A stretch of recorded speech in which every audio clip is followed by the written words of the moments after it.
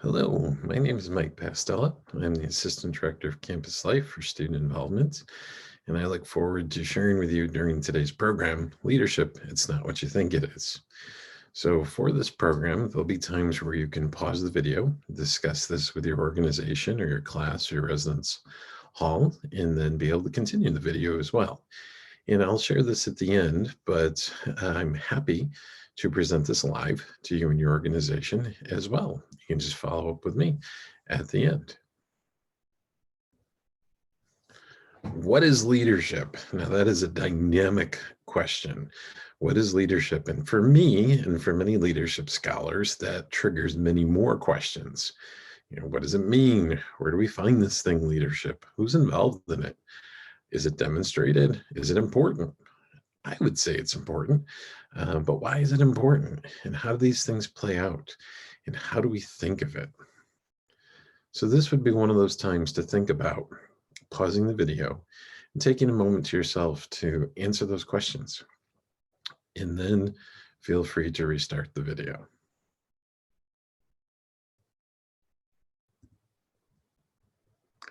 Okay, the origins of leadership.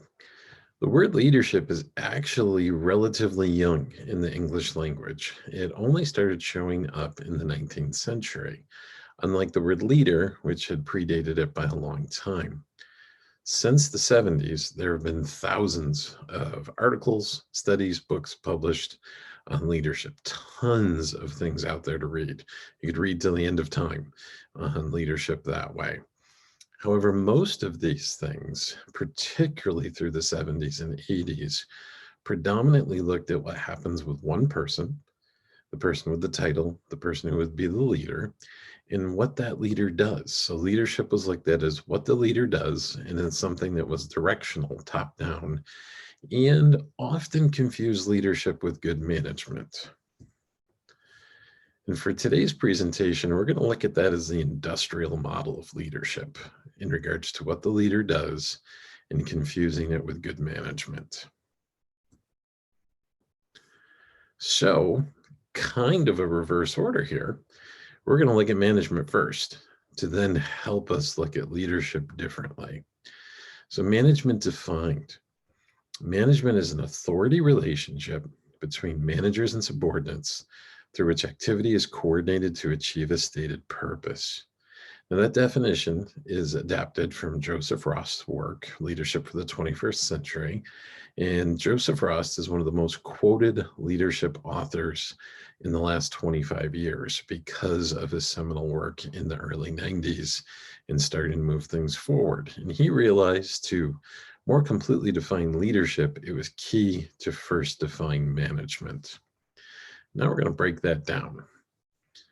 Ross contended that there were four key elements of management. The relationship is based on authority. So there's a clear authority figure. It's clearly directional.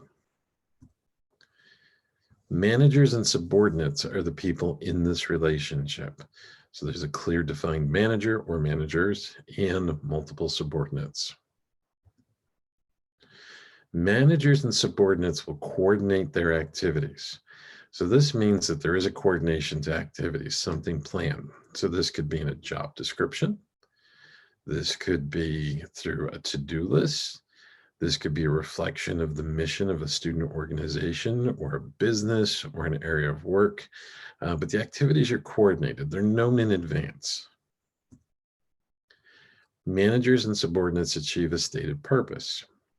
So that purpose could be a variety of things.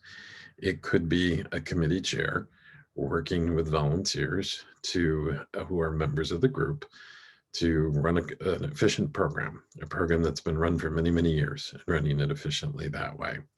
It could be an automobile manufacturer, and they know what they need to do to produce that automobile, or those working at a restaurant, and maybe a quality meal is the stated purpose that you're working to achieve. So it's a coordinated activity to state that purpose. Another key thing about management is management wants to remain the status quo. So if we're making a quality automobile or a quality meal, we want to keep doing that. We're not interested in change.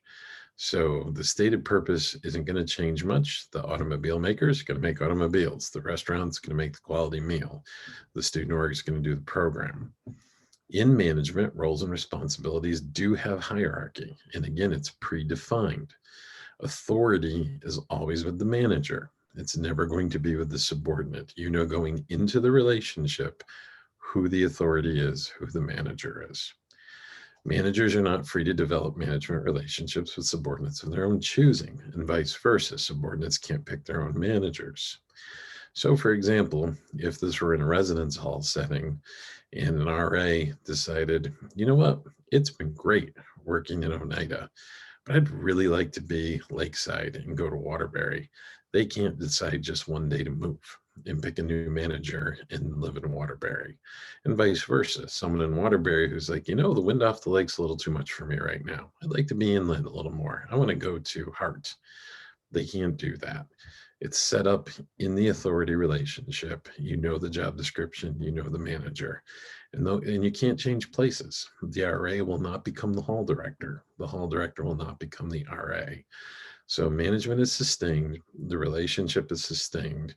It is hierarchical, predefined, and people know what they're getting into. Could be a contract, could just be knowledge of the organization and role, and it's sustained that way. So if that's what management is, and for many of you, you might be thinking, wait a second, that's what I thought leadership was. And for a long time, we understand that. And that's why I believe we need to reconstruct leadership and think about some contemporary views on leadership. First, we have to get rid of the idea that leadership revolves around the abilities, behaviors, charisma, or anything of a single individual. If you look at historical leadership, those have all been different eras and epochs of leadership that's been studied through the years, and all have shown that they're flawed and that they have some challenges with it. So it's not about just a leader. We need to start to think of leadership as this interactive process. It's not a job description. It's not a committee report, but it's this interactive live process. We need to discuss the basic nature of leadership in these interactions because the people are what's key to the process. That's why it's a relationship within a process in regards to how we look at leadership moving forward. Now, it may not be a surprise that Ross used the term post-industrial model of leadership for this. And when you think about that industrial approach to leadership and how that looks like management and how the word leadership showed up in the 19th century for the first time, kind of all makes sense because leadership was defined during the era of the Industrial Revolution. So it would make sense that management and the ability to create the same widget the same way, as long as people are buying the widget, was the way that this approach would work. However, in today's world, we know things change quickly. And we know that's not necessarily what we look for in regards to leadership. However, it could be what we look for in regards to management, which is very important to sustaining the success of our systems that help us operate as a college and as a world that way. Therefore, Ross went on to define leadership as an influence relationship among leaders and collaborators who intend real changes that reflect their mutual purposes. And now we're going to break that down. So looking at this definition, we're also going to see 4 elements like we did with management, but this time about leadership. The first one is that the relationship is based on influence. So therefore, that means I may influence you to get involved in a leadership relationship with me. You might hear me speak about it. You might see my behaviors and actions.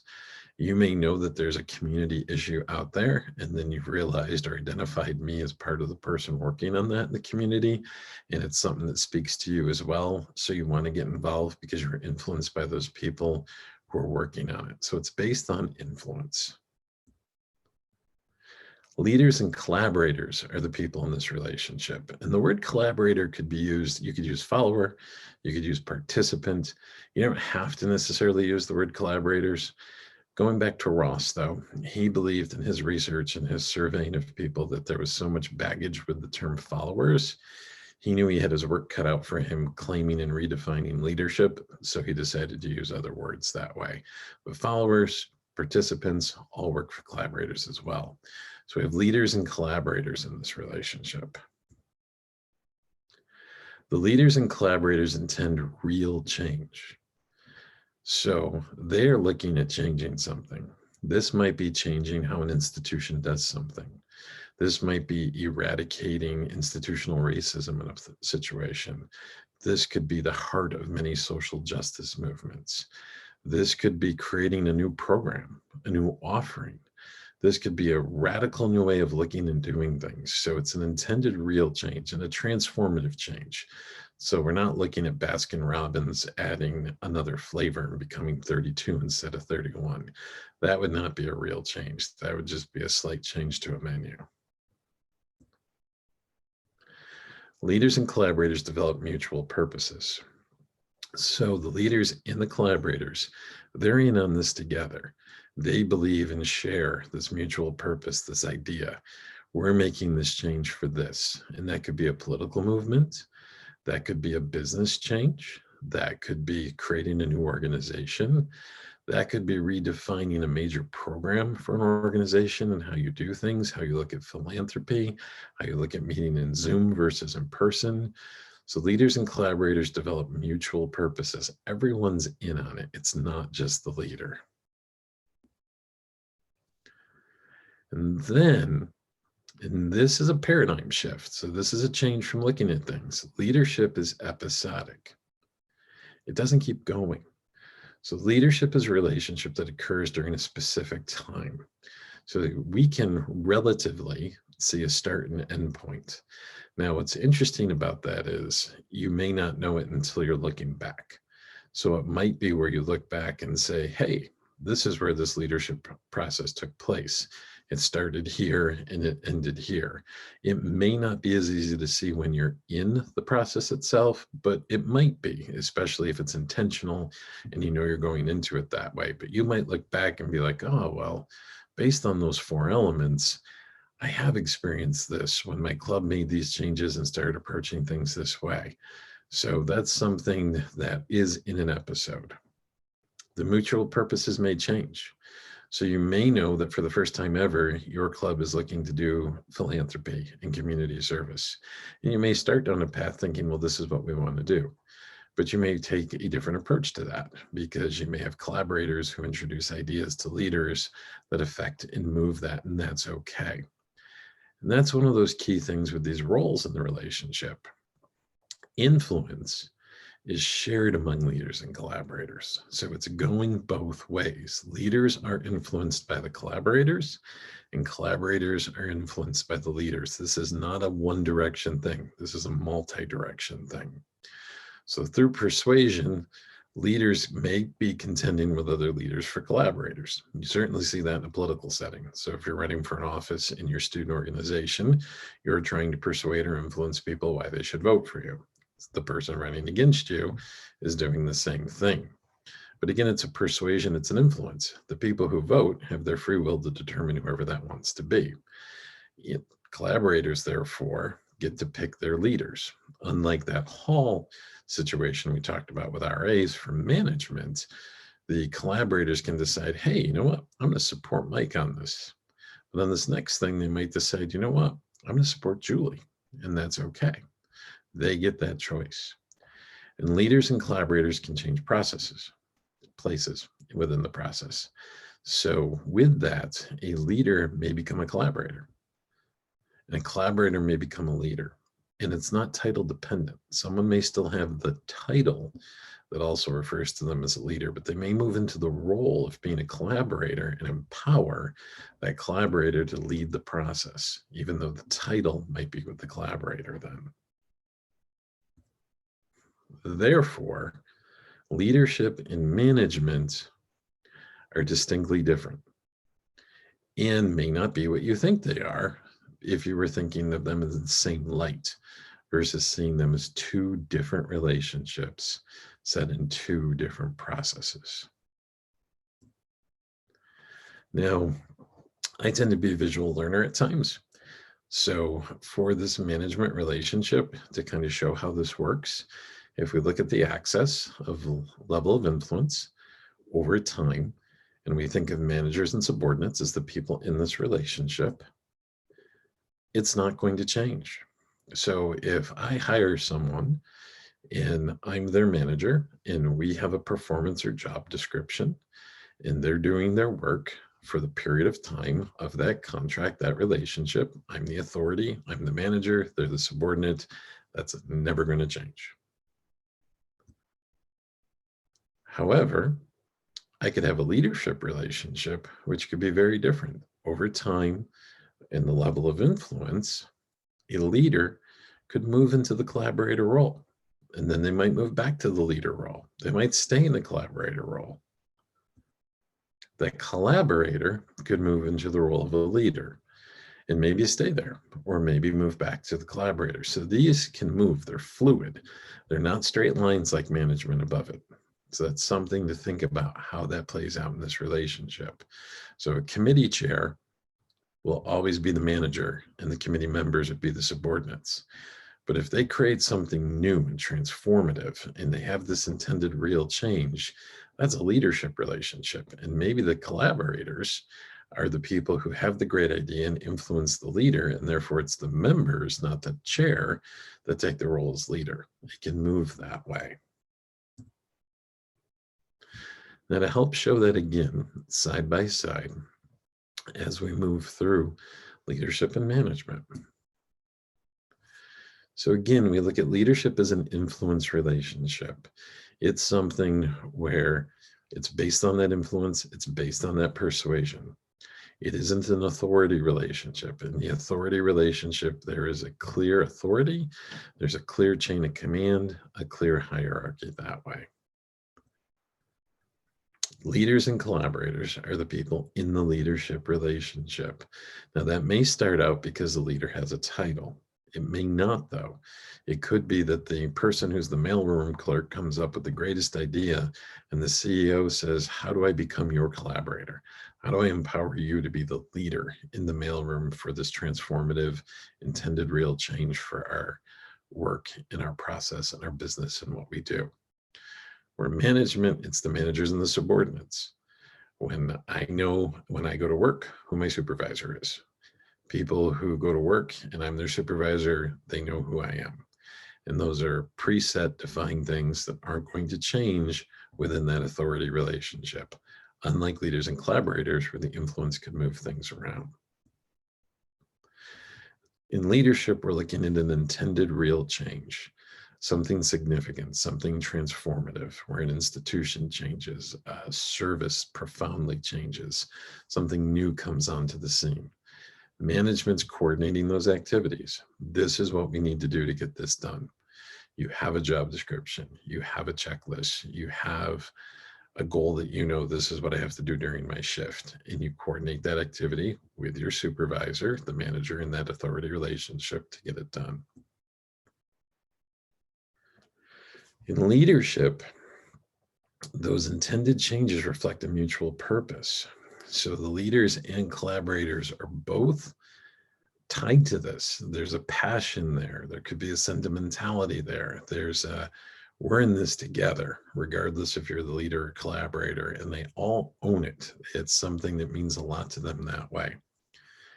That isn't the case with management necessarily, with the coordinated activities to achieve a stated purpose.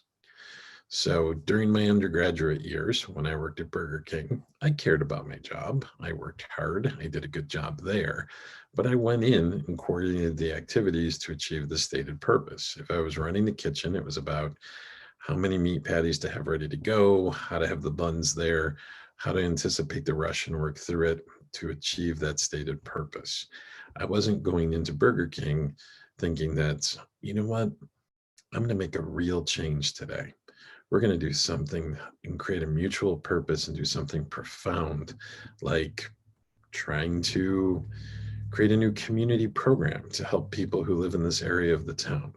No, that's not what I did at Burger King. I went in to achieve the stated purpose, and that was either to work the kitchen, That was to get the freezer ready for the truck. It was whatever that was from my authority and manager that way. Then leadership is episodic. So it takes place in a period of time.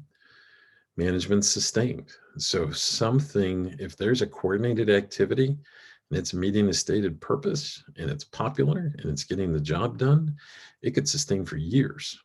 So you could have a successful management relationship that has very little change and goes on for decades. Where leadership is episodic, it's not going to work that way. And one example I like to use with this is thinking about the student involvement fair. When I started working at SUNY Oswego, the student involvement fair was only open to student organizations who were SA recognized and received a certain level of funding. And there might only be about a couple of dozen organizations that participated. And the event took place in the Hewitt Union Ballroom. It took place in late September. And organizations looked at it as we need to check this box or we're not going to get some of our funding, and really weren't into it. It was not an enjoyable event to attend. And I happened to speak to the student association officers at the time. They actually asked my opinion on it because they saw me leaving the fair. And we developed an influence relationship. I had shared, well, I've worked with fairs on other campuses and I've seen what they can be. And here's some ideas for you. And then they came back to me and we became leaders and collaborators. There were times when I was the leader in a transformative change and times when I was a collaborator in empowering those student leaders. And our intended real change was to take this small event that people didn't really want to attend and make it a marquee campus tradition. So profound change. Our intended changes reflect our mutual purpose. We all wanted the student organizations to succeed. We all know that students will be more successful Lakers if they're involved in student organizations and getting involved beyond the classroom. So we set forward to move and create a new approach, a new design, and a new commitment to the Student Involvement Fair. Now, through that process, what happened is the fair grew into what we're used to on campus now. Now, unfortunately, due to social distancing and the current pandemic, for those of you that are first-year students viewing this, you didn't get to experience the big fair. But now, unlike before, where it might have been a couple of dozen organizations that didn't really want to be there in the Hewitt Union Ballroom, maybe 100 people attended, now the fair has over 200 tables on the Marano Campus Center Arena floor, and between 3,000 and 4,000 people attended. And it's become that marquee signature first week of fall semester event. Now that took a massive leadership relationship and process between student association and campus life and student involvement to make that move. However, once it happened, the episode was over. And that's where now it is a management relationship. There are people involved in SA, people involved in student involvement, people involved in campus life. And we have a set process to coordinate the activities, to achieve our stated purpose and sustain that fair. So the leadership relationship moved and created something that now has a management relationship that moves it forward. So take a moment to revisit these definitions.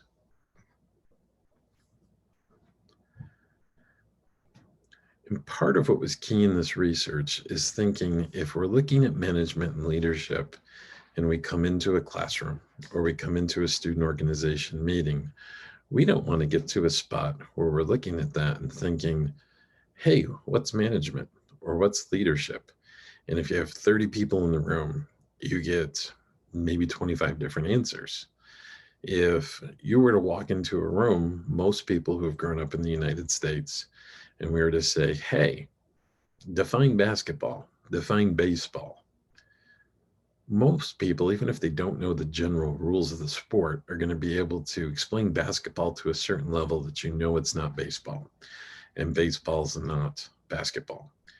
So thinking of that, Why would we want to risk management and leadership losing their identity? They're both very, very important relationships based in very important processes that we need for our society to operate the way that it needs to move forward and include people and make a better world.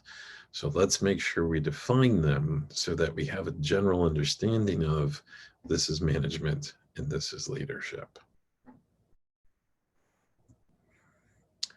So there you go. Leadership might not be what you thought it was in that case. I'd like to give some credit here for Dr. Ross, who set everything forward. And the original version of this presentation was developed by Dr. Hughes and I a few years back. And I'd like to thank you for attending. I'd like to thank you for viewing this presentation, thinking about leadership, thinking about management. There is my email. Another place you can find my email is if you visit Student Involvement at the Point in Laker Life, you can always find it there as well. So with that, I hope that you and your organization think about your management relationships, think about your leadership relationships, and think about how you can utilize both of those to be more successful in your programming and fulfilling your purpose and mission that way. If you would like me to present this program live to your organization, feel free to shoot me an email. If you as an individual would like to process it more or discuss it more in depth, happy to do that as well. Send me an email. And once again, thank you for your participation.